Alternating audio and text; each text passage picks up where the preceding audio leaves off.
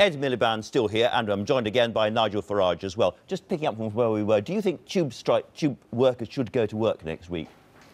Well, that's a matter for them, but I think the strike as a whole shouldn't be going ahead. And as I say, I think both sides should get round the table to sort this out and stop the disruption. Nigel Farage, you saw on the front page of the Sunday Times that apparently David Cameron is going to debate with you after all. Are you delighted by that? Are you impressed? Yeah, until you read the small print, and then it doesn't really make a promise like that at all. No, I think what David Cameron does very often is he makes these promises, vague promises, and then doesn't actually deliver afterwards. I don't think he's got any intention of allowing me into any of these debates. I don't know, perhaps Ed wants to debate with me. I'd be very happy to. Would you debate with him? Look, my view on the debates is that we've got to have the TV debates as we had at the last general election.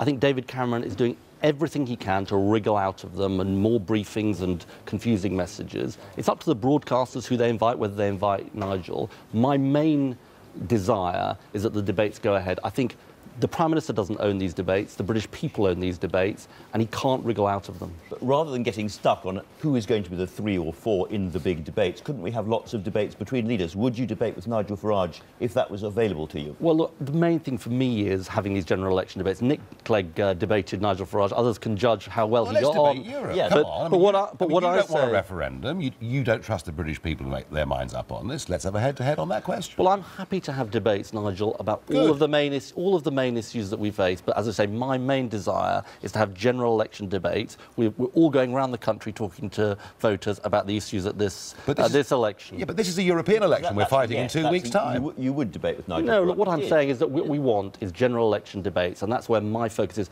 And frankly, I think we need to get David Cameron to the debates. I think there are 2 people who could be Prime Minister after the next election. I want David Cameron at those debates. If the broadcasters want to invite Nigel, that's fine with me.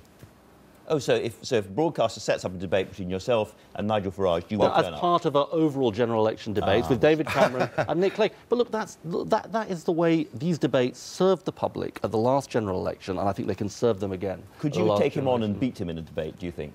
I do think that, but I think that the focus for me is these general election debates.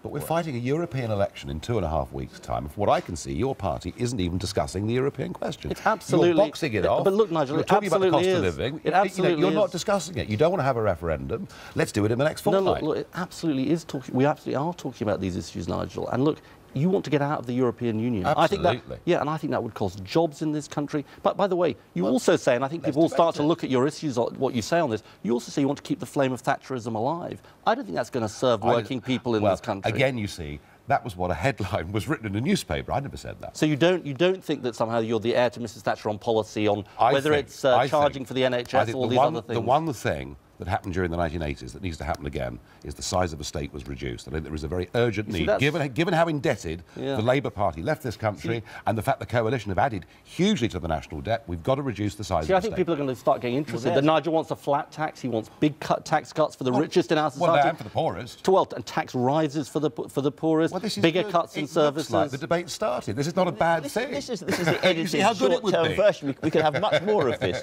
Both of you, thank you both very, very much indeed for joining us. We'll have more of that debate in due course.